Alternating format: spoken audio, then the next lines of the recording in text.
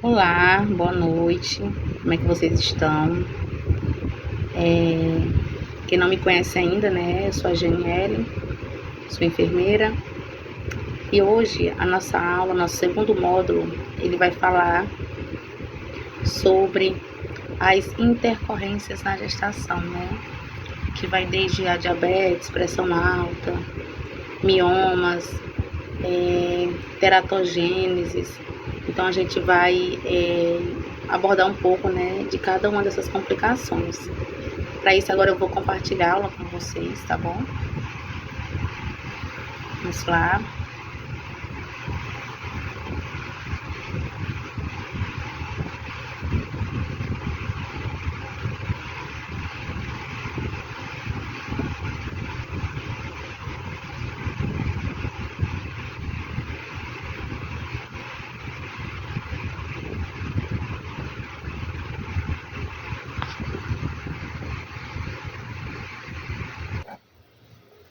Então, nesse módulo, as intercorrências que nós vamos observar são relacionados aos fatores que interferem, né, na gestação. Primeiro, a gente vai falar da hipertensão. A hipertensão, ela é dividida, né, em dois momentos, como a crônica e a gestacional. A hipertensão crônica é aquela que já a mulher ela já tem antes da gestação, né? E ela também pode se desenvolver antes das 20 semanas de gestação. Já a hipertensão gestacional, ela é adquirida mesmo na própria gestação, né? Por isso que é o nome, gestacional. E ela é considerada uma pressão alta quando a pressão ela está acima de 140, né? Acima ou igual de 140 por 90. E aí ela ocorre já após a 20ª semana, diferentemente da hipertensão crônica, que ocorre ou antes da gravidez ou antes das 20 semanas, certo?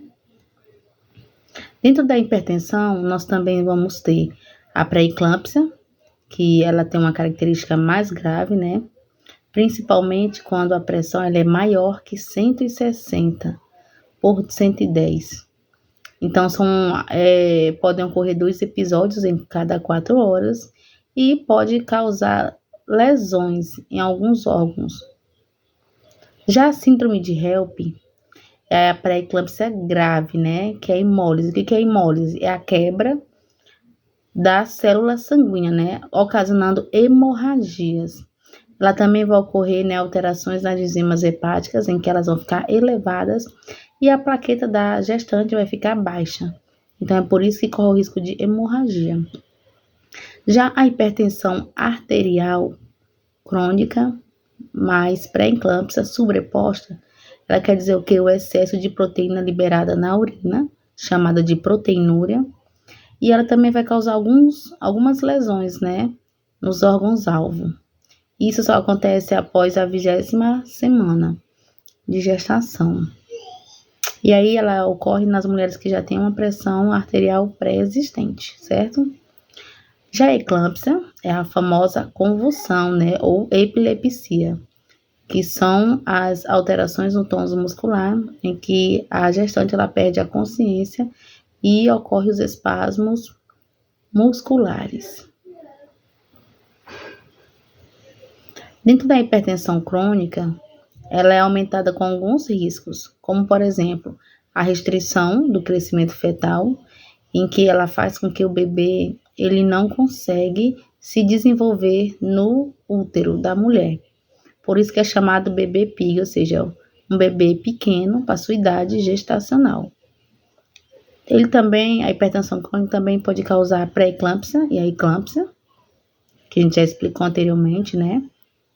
Que é a pressão acima de 116 e pode ocorrer as convulsões ou epilepsia e os resultados maternos fetais adversos, ou seja, quando há alguma outra alteração na mãe ou no bebê. Antes da concepção, mulheres hipertensas devem ser aconselhadas no risco da gestação. Por isso que é muito bom fazer o planejamento familiar, como eu expliquei nas aulas anteriores. Se engravidar, tem que ter cuidado com o pré-natal, né? E deve começar o quanto antes possível. Tem que ter todo o acompanhamento. E aí, essa gestante ela já é encaminhada para onde? Para o hospital de referência, né? Ou seja, alto risco, né? O tratamento da hipertensão crônica durante a gestação, ela vai incluir o que? A mensuração, né, da função renal, porque querendo ou não, a pressão arterial está totalmente ligada à função renal. Tem que fazer também exames do fundo de olho para ver se tem, por exemplo, a pressão no olho, chamada de glaucoma. Tem que também fazer a avaliação cardiovascular direcionada, fazendo as auscultas, os eletros, ecocardiogramas e esses acompanhamentos. E a cada trimestre, ou seja, de 3 em 3 meses, eles vão mensurar a proteinúria de 24 horas, o ácido úrico, o ácido sérico, creatinina sérica e o hematócrito, né, que são as células sanguíneas que têm a ver com alterações na gravidez de alto risco. É também feita uma ultrassom para monitorar o crescimento fetal e realizado com 28 semanas, né? E a cada 4 semanas a partir de então. O retardo no crescimento é avaliado com a fluxometria de Doppler, né? Então, é um exame mais específico, em que ele vai observar se o feto ele está tendo um ganho de peso e um aumento, ou se ele está tendo um retardo em seu crescimento. Por isso que é muito importante esses acompanhamentos. Se as mulheres têm alto risco de pré-eclâmpsia, os médicos eles devem prescrever o AS, né, que é o ácido acetil salicílico, em baixa dose, ou seja 81 mg por via oral uma vez ao dia. E que deve ser utilizado diariamente, iniciando com 12 a 28 semanas de gestação e mantido até o parto. Então tem que fazer esse tratamento. E as mulheres também com história de pré-eclâmpsia ou hipertensão gestacional, elas têm maior risco de se comprometer, né, cardiovascularmente, ou seja, de ter problemas no coração. Aí pode ter um derrame, pode ter um infarto, entendeu? Então, após o parto, elas devem ser encaminhadas para uma avaliação e um acompanhamento apropriado, né, com cardiologista, para ver o seu risco cardiovascular. Agora a gente vai falar da diabetes, né? A diabetes mellitus, que ela ocorre em 6% das gestações, né? E também na diabetes gestacional, que ocorre entre cerca de 8,5% das gestantes. A incidência ela está aumentando à medida que a obesidade aumenta, ou seja, quanto mais sobrepeso, né, a gestante tiver, mais risco de desenvolver a diabetes. Então, a diabetes mellitus é aquela que você tem antes da gravidez ainda, certo? E a diabetes gestacional é aquela que você já tem durante a gravidez, que no caso foi o que aconteceu comigo, né? Eu tive um grande ganho de peso e por isso já no último trimestre eu acabei adquirindo a diabetes gestacional. A diabetes pré-existente, ela depende da insulina, que aumenta o risco dos seguintes problemas. Por exemplo, ela pode causar pielonefrite, que é o que? A infecção dos rins, né? Cetoacidose, pré-eclâmpsia, morte fetal, malformações fetais, macrosomia fetal, ou seja, é aquele feto que ele pesa mais que 4,5 quilos. Pode também ocorrer a vasculopatia e a restrição do crescimento fetal, ou seja, o contrário. Pode ser que a criança ela seja um PIG, né, pequeno para a idade gestacional. E também necessidade de parto prematuro, ou um parto cesáreo ou um parto cirúrgico, né? Que no meu caso, né, foi o parto cesáreo, justamente porque eu estava com essa complicação da diabetes gestacional.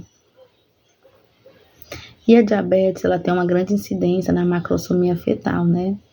Isso também aconteceu comigo, né? Meu filho, ele nasceu antes do tempo e nasceu muito grande, né, para a idade gestacional dele. Então, isso ocorre em 50% das gestantes, né? Com diabetes pré-existente do que em gestantes da população em geral.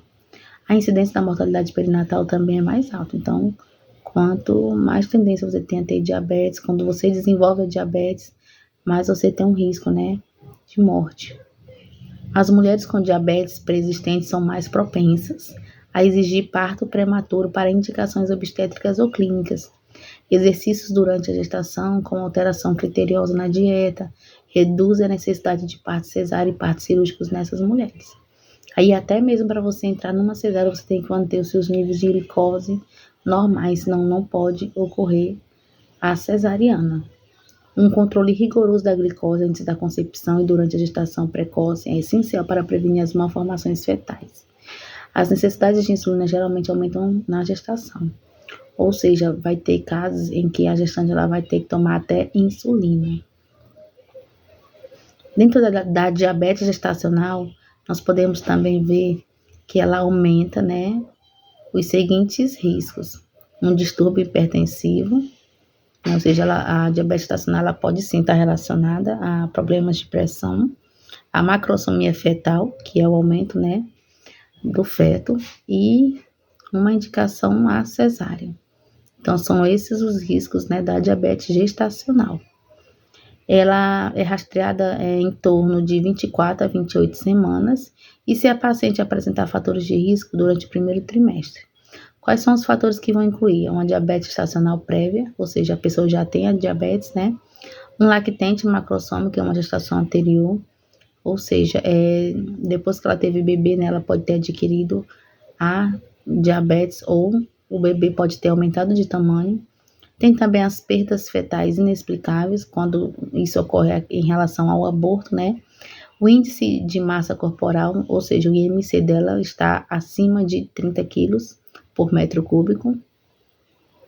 quadrado, perdão. E a idade materna também, quando se instala maior de 40 anos, ou seja, quando a mãe ela já tem acima de 40 anos, ela tem um risco maior de ter a diabetes gestacional. E também o histórico na família, né, de diabetes. Algumas raças também elas estão associadas, né, a altas taxas de diabetes, como por exemplo pessoas afro, né, asiáticas, elas estão mais tendência, né, as pessoas negras a adquirirem a diabetes gestacional. E dentro da diabetes gestacional são feitos o teste, né, chamado TGO, que é o teste ou então o TTG, que é o teste de tolerância à glicose. E como é que é feito? Ele é feito em 2 etapas. Na primeira etapa, ele é feito através, né, de dose oral de glicose. Você vai ter que estar em jejum e aí vai esperar-se que a glicose, né, 75 gramas dessa glicose reaja durante 2 horas no seu organismo. Então, quando ele colher teu sangue, ele vai observar se o teu sangue ele teve tolerância ou não à glicose, né? Ou se os teus níveis glicêmicos ele elevou, né? Ele subiu. E a segunda etapa é 1 hora sem jejum. Então, depois que você se alimentar, você faz, né? Essa ingestão, né? Da glicose e vai utilizar apenas 50 gramas de glicose. Uma alteração anormal, ele tem que ser maior que 135. Então, um TTG de 3 horas em jejum, ele vai utilizar 100 gramas de glicose. Então, preferencialmente, esse teste ele é feito, né, com a gestante em jejum. Ela toma, né, o glicol, que é um líquido que tem bastante açúcar. E aí, com 1 hora, ele vai colher o sangue dessa gestante. E quando passar 2 horas, ele vai colher novamente e vai verificar como é que o seu corpo reage a essa grama de glicose que é colocada no seu organismo, né? Se você tem a tolerância ou não. Caso confirmado que você tem a tolerância, então significa que você tem a diabetes gestacional, que foi o que aconteceu comigo. E qual é o tratamento para diabetes gestacional? Então, se você tem que fazer alterações na sua dieta, exercício físico, monitorar os níveis de glicose no sangue e da insulina e, quando necessário, reduzir o risco de resultados adversos maternos fetais. As mulheres com diabetes, ela tem maior risco ao longo da vida de ter problemas, né, cardiovasculares e após o parto ela deve ser encaminhada para uma avaliação e um acompanhamento com risco cardiovascular. E essas mulheres que têm diabetes mellitus gestacional, elas podem ter tido diabetes não diagnosticada antes da gestação. Assim, elas devem ser examinadas para diabetes mellitus. E de 6 a 12 semanas após o parto, elas utilizam o mesmo teste, né, de critérios para pacientes que não estão grávidas. Então, depois que eu tive o meu filho, né, eu fiz novamente o teste e graças a Deus, né, não deu mais a diabetes gestacional, mas eu tive que manter, né, reduzir, fazer atividade física, reduzir alimentações gordurosas, né, excesso de doce. E aí eu consegui, né, me sair dessa diabetes gestacional. Mas tem casos em que a mãe, se ela não tiver esses cuidados, ela vem, né, depois a desenvolver a diabetes mesmo, após a gestação. Agora a gente vai tratar das infecções sexualmente transmissíveis, ou as ISTs. Essas ISTs, elas são feitas a partir de triagem, né, para as infecções sexualmente transmissíveis. E durante a gravidez, né, é feito, por exemplo, os testes rápidos para HIV, sífilis, hepatite B e C. E tem alguns casos também que quando a gestante, né, ela for menor que 25 anos, ela é feita também exames de clamídia e gonorreia na primeira consulta de pré-natal. E vai se repetir depois o teste para sífilis durante a gestação e no parto, se o risco continuar. As gestantes com qualquer uma dessas infecções devem ser tratadas com antimicrobianos. Então, não importa se ela está gestante, né, o trimestre que ela esteja, né, mas ela precisa tratar antes de vir a ter o parto, para não transmitir para o bebê. Por exemplo, a sífilis ela pode causar cegueiras, malformações congênitas, então é muito importante que a gestante ela faça todo o acompanhamento do pré-natal. Então, dentro dessas ISTs, a gente destaca aqui, né, a sífilis fetal, vocês estão vendo aqui a imagem, né, que ela causa cegueira, malformação, e ela também pode levar à morte do feto, né, e algumas deficiências graves, como também a perda da audição. Quando a gestante ela não faz o tratamento, o risco de transmissão do HIV de uma mulher, né, para o seu filho é cerca de 30% maior dentro do pré-parto. E ela chega a 25% dentro do intraparto, ou seja, já no momento do parto. Mas aí, gente, a tecnologia é tão grande, né, para os tratamentos antivirais. Então, dentro do HIV, hoje a tecnologia é muito grande, né? Nós observamos que tem medicamentos para pré-exposição, né, que é o PEP, tem também para pós-exposição, que é o POP, e esses medicamentos, eles são imprescindíveis, entendeu? Tanto para a pessoa que deseja ter filho, como também para evitar a transmissão, né, para o feto. Então, assim, é feito o tratamento dos antirretrovirais, né, na gestante, antes e durante a gestação, e também do neonato, né, de 6 a 12 horas após o nascimento. Então, a mãe, que ela é HIV, e aí ela tem no parto lá o seu filho, também feito a administração da medicação para o bebê, no intervalo de 6 a 12 horas após o seu nascimento. E isso, então, vai reduzir muito, né, o risco de transmissão do HIV. Mas aí tem que ter um cuidado, né? No caso, mães que têm HIV, elas não podem amamentar, porque o leite, ele também tem sangue, então é no sangue, né, que é transmitido o vírus. Durante a gestação também tem a questão da hepatite, a vaginose bacteriana, gonorreia, infecção genital por clamídia, aumento do risco de trabalho de parto prematuro e a ruptura prematura das membranas, ou seja, às vezes a mulher ela nem está ainda próxima, né, de ter o trabalho de parto, não está ainda no terceiro trimestre e ela com essas alterações, com essas infecções, ela vai acabar ocasionando, né, um parto antes do tempo, né, ou até mesmo romper a bolsa. E o tratamento de vaginose bacteriana, gonorreia ou infecção por clamídia, ela pode prolongar o intervalo entre a ruptura das membranas e o parto, e melhorar também os resultados fetais, por diminuir o risco de inflamação fetal. Por isso que é importante todo o acompanhamento do pré-natal quanto antes, identificar essas infecções e tratá-las até antes do parto.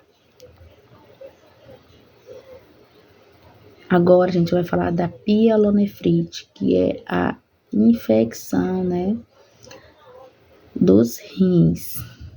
Então, durante a gestação é muito comum, né, as mulheres se queixarem muito dessas intercorrências, né, de cólicas renais, de infecções urinárias, e isso é muito maior, né, dentro da gestação. Esse problema ele acomete cerca de 20 a 35% das gestantes, e é possível que a pielonefrite ela aumente, né, o risco de uma ruptura prematura das membranas, um trabalho de parto prematuro e até uma síndrome da angústia respiratória infantil, né, que são problemas respiratórios associados a um parto antes do tempo. Por que isso acontece? Porque o bebê ainda não desenvolveu as suas funções pulmonares.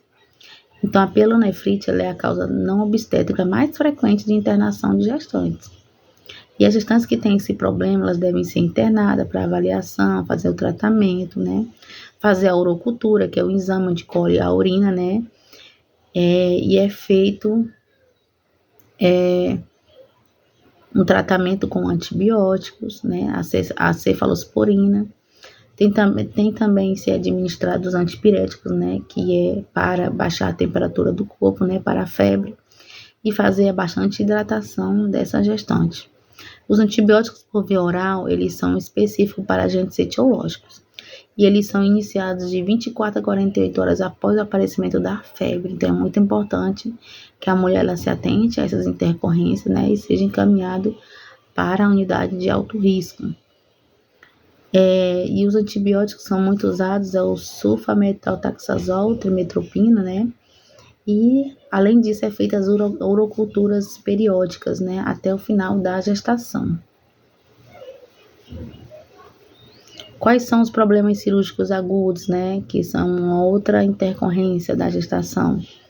Ela envolve muito a questão da apendicite, né? E das doenças biliares. Ela ocorre, né, muito em mulheres que têm sobrepeso, que fumam, que têm uma idade avançada, né, acima dos 40 anos, que já pariu mais de uma vez, né, ou seja, gestações múltiplas. Então, assim, o que pode ocorrer com esses problemas, né, trazer um trabalho de parto prematuro e até a morte do feto. Então, é importante que a cirurgia ela seja bem tolerada pela grávida, né, e o feto quando devidos cuidados em anestesia. E após a cirurgia também tem que ser feita a administração de antibióticos e fármacos que inibem a contração uterina, né? Justamente para não induzir o trabalho de parto antes do tempo. E se forem necessárias, né, cirurgias não emergenciais na gestação, é mais seguro que sejam realizadas no segundo trimestre. Então, quanto que puder segurar para colocar essa cirurgia do segundo trimestre em diante, é menos risco, né, para a mamãe e principalmente para o feto. E quais são as anormalidades do trato genital, né? Quais são as alterações da nossa genitália, né? Existem algumas alterações dentro do útero e também no colo do útero, como, por exemplo, o septo uterino, o útero bicorno, e que eles vão causar, por exemplo, um aborto espontâneo até o segundo trimestre da gestação. Ele pode ocasionar má apresentação fetal, malformação fetal, pode induzir a um trabalho de parto prematuro, a um trabalho de parto disfuncional ou a necessidade de uma indicação cesariana. Para isso, é observado essas alterações que existem, como por exemplo, né, os miomas uterinos e a insuficiência cervical. O que são os miomas, né? São o excesso, né, de massas dentro do útero, que aí ele pode ocasionar uma placenta prévia, um trabalho de parto prematuro e até mesmo os abortos espontâneos. Então, assim, esses miomas eles crescem rapidamente, né? Então, é necessário que a mulher ela faça, né, cirurgia. e muitas das vezes o mioma está tão grande que ela vai precisar retirar o útero. Temos também a insuficiência cervical, né, que é quando o nosso cérvix, que é o colo do útero, ele não tem competência, né, para segurar uma gestação, né, acabando com que haja um trabalho de parto prematuro. E esse risco de insuficiência no colo do útero é maior em mulheres que já tiveram lacerações, né, ou lesão do colo do útero durante algum procedimento, como por exemplo uma raspagem, né, que é feita quando a mulher tem um aborto. Então, muito cuidado, porque eles usam fórceps, usam materiais que, para limpar todo o útero por dentro, acaba perfurando, né, esse colo do útero.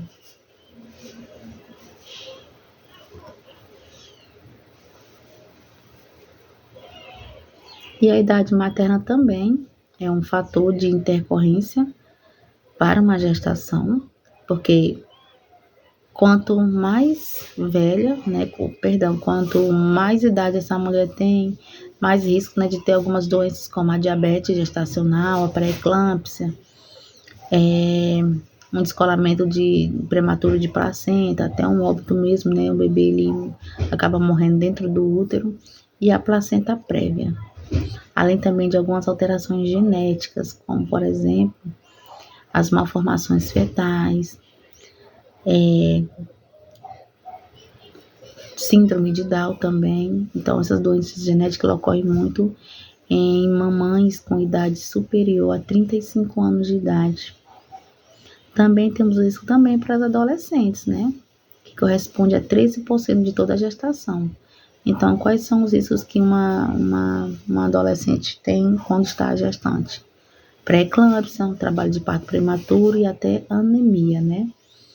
Porque também pode levar a uma restrição no crescimento fetal.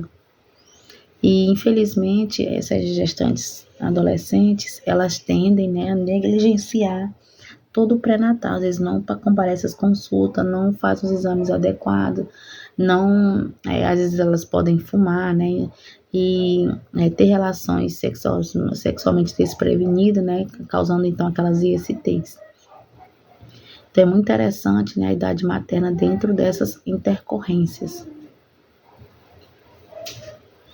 E o peso, né? O peso, ele entra muito dentro da pressão alta, né, e da diabetes, em que é considerado quando a gestante, ela tem um peso na IMC acima de 25 a 29 quilos. Então, ela é considerada sobrepeso. Então, ela tem um risco, né, de ter todas essas alterações, como também um aborto, um aumento, né, do feto, malformações congênitas, ou até mesmo uma restrição de crescimento intrauterino e uma necessidade de ter cesariano. O ideal é que a gestante ela ganhe um peso considerável com o seu IMC, né? Então, se a gestante ela é magrinha, né, tem um IMC abaixo de 18 quilos, ela precisa, né, ganhar pelo menos 12,5 quilos durante a gestação. Idealmente, a perda ponderal deve começar antes da gestação, né?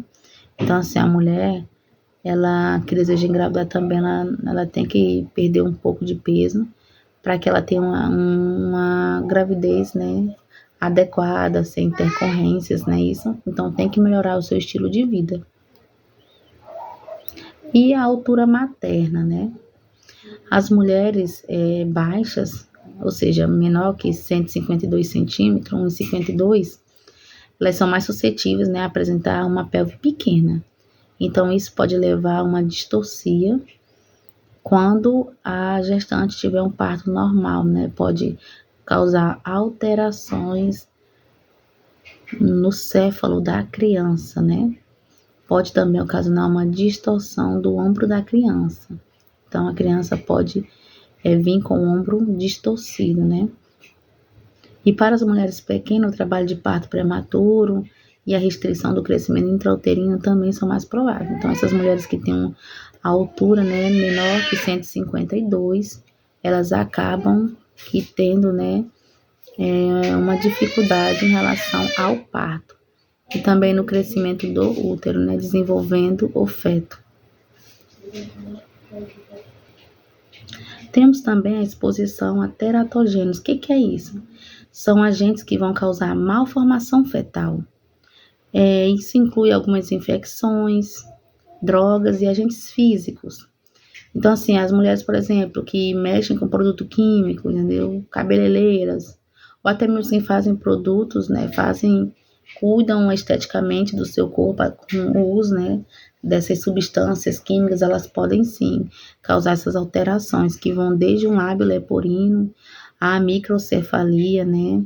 A alterações na coluna e também alterações cardíacas, fora também as deficiências físicas e intelectuais, né? Então é isso, as malformações, elas são mais prováveis se a exposição ocorrer entre a segunda e a oitava semana, que é onde é o que ocorre a formação do feto. Então esse é o período em que os órgãos estão se formando. E aí eles podem ocorrer, né, efeitos adversos durante a gestação. Então, assim, gestantes que são expostas a esses teratógenos, né, elas são orientadas em relação ao aumento do risco, né, que podem ocorrer, e são encaminhadas também para uma avaliação, né, através da ultrassonografia, para detectar alguma malformação.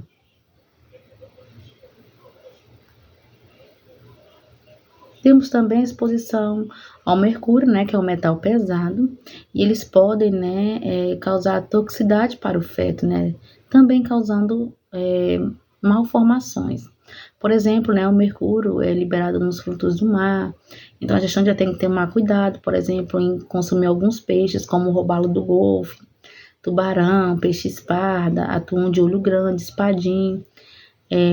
Tem que limitar o consumo também de atum, né, até 113 gramas, numa refeição por semana, para evitar o excesso dessa toxicidade do mercúrio.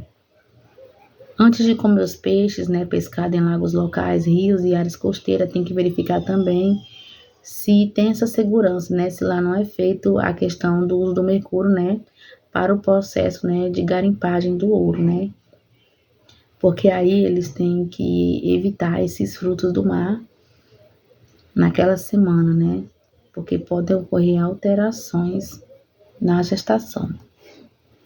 Temos também o natimorto prévio, que é o quê? O natimorto é aquele feto que morreu com 20 semanas, né? 20 semanas ou mais na gestação ou durante o parto.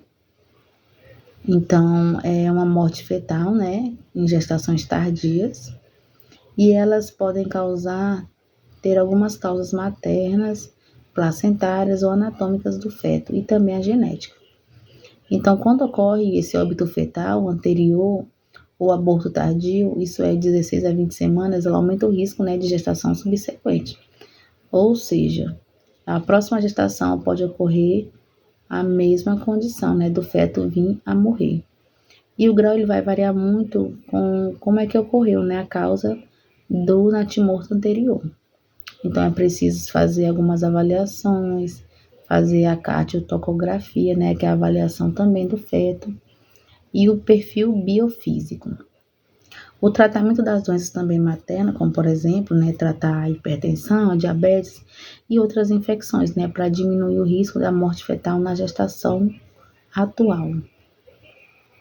E temos o natimorto prematuro anterior, que é aquele que acontece antes das 37 semanas. E ele ocorre devido ao trabalho de parto prematuro, né?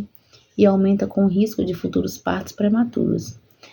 Caso o neonato ele pese menor que 1 kg, 1,5 kg, 1 kg e 5 gramas, o risco de parto prematuro ele é uma próxima gestação, ele é mais fácil de ocorrer, ou seja, ele estima aqui 50% de chance de você novamente ter uma gestação com um natimorto prematuro. Mulheres, né, com parto prematuro anterior, por causa de um trabalho de parto prematuro, ela deve ter um cuidado, né, tem que ter um monitoramento. Essas mulheres, elas são encaminhadas, sim, para o atendimento e avaliação, né, de risco. E isso ocorre no intervalo de 2 semanas após 20 semanas. E o monitoramento ele é feito através de uma avaliação pela ultrassonografia. Eles medem o comprimento, né, do colo do útero com 14 a 16 semanas. E também faz alguns testes, né, de vaginose bacteriana, se ela não tem nenhuma IST ou uma infecção bacteriana. Tem também o neonato anterior com doença genética ou congênita, né? Aqui a gente dá o destaque, né, de um bebê com lábio leporino e é um risco, né, do nascimento de feto com distúrbio cromossômico. Então, assim, para a maioria dos casais, né, que é anterior tiveram feto neonato com doença cromossômica. Então, é muito bom a gente fazer a timpagem cromossômica, né, fazer um acompanhamento dos seus cromossomos, né, para evitar determinadas condições de doenças que são cometidas através da genética. Temos também a questão se o casal tiver um filho com uma doença genética ou cromossômica, eles têm que fazer essa triagem genética. E se o casal tiver um neonato com malformações congênitas, ele recomenda-se uma triagem genética com uma ultrassonografia de alta resolução e avaliação dos especialistas em medicina materno-fetal. Então é muito bom, né? É interessante fazer essa triagem para identificar os tipos de malformação e até mesmo fazer uma inseminação in vitro, né? Que aí eles vão definir os espermatozoides que são adequados e que não possuem aquela malformação. Temos também o polidrâmio, né? E o oligodrâmio. O que é isso? O polidrâmio vem de poli, que quer dizer um excesso de líquido amniótico, em que faz com que a mulher ela tenha, né, um aumento uterino muito grande e o bebê às vezes é pequeno. Isso pode ocasionar um desconforto respiratório materno e um trabalho de parto prematuro. E quais são os fatores que levam ao polidrâmio? Aconteceu isso comigo, né, no caso da diabetes, né, materno não controlado. Então, eu tive fiz um barrigão, né, mas era só líquido mesmo. Perdi muito líquido, ainda tinha mais líquido dentro. Tem também a gestação multifetal, né, que quando é mais de um bebê que está sendo gerado.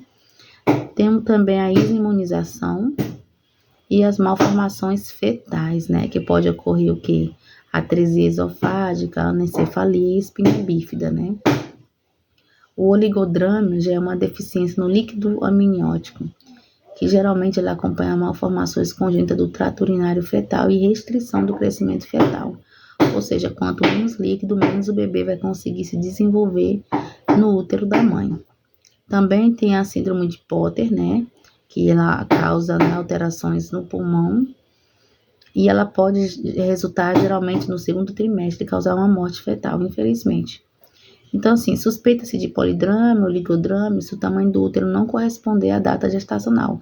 É por isso que é feito, né, a medição da altura uterina, que ela compõe, né, vai desde a medição, né, do útero através da sínfise púbica. Então, assim, se ele observar que a altura não corresponde à idade gestacional, né, que a gente também vai estudar isso aí na próxima aula, né, e também através da ultrassonografia, então ela consegue diagnosticar esse problema. E também vai ter pacientes sintomáticos, ou seja, vai ter sintomas como, por exemplo, a falta de ar, um desconforto, né, abdominal, precisa também fazer a aminocentese, né, que é remover o excesso de líquido, através de um procedimento que é feito aqui nas costas, né, da gestante. Raramente, esses sintomas maternos, eles são graves, né? Mas aí a gestante tem que estar tomando corticóide e até mesmo ele pode ocorrer a indução do parto antes do tempo. E a gestação multifetal, né, são aquela gestação que tem mais de um feto e ela pode ocasionar, por exemplo, uma restrição do crescimento do fetal, né? Às vezes um bebê fica até maior do que o outro, né? E o outro não se desenvolve tanto. Tem também o descolamento prematuro da placenta, um trabalho de parto prematuro, malformações congênitas, uma morbidade, mortalidade perinatal é maior. E após o parto, às vezes o músculo do útero ele enfraquece e pode causar hemorragia uterina. Então, assim, isso acontece muito nas técnicas de reprodução assistida, né, que visam mais de um feto. Temos também, né, a lesão antes do nascimento, que isso ocorre muito através, né, de traumas, né, na hora do parto, que pode causar paralisia cerebral. Pode também acontecer distorcia do ombro, que é um fator muito grande, né, que às vezes é por falta, né, de negligência ou imperícia, né, na hora do parto. Então, às vezes a criança ela tem um erro no parto, então pode ocasionar esses problemas. E aí é interessante ter esse cuidado, porque a lesão ela pode afetar mesmo o crescimento do bebê. Em uma gestação de alto risco, a mãe ou feto ou recém-nascido tem um aumento de risco de morbidade ou mortalidade antes do parto e depois dele, né? Então, é importante fazer uma avaliação do risco, né, na parte da rotina do pré-natal, né, fazer toda a investigação no histórico familiar, genético, avaliar também os fatores de risco, né, para que essa gestante ela tenha um parto adequado. E com isso, né, encerra a nossa aula de hoje. Muito obrigada, e qualquer dúvida vocês podem estar tirando comigo lá no grupo do WhatsApp, viu? Até mais!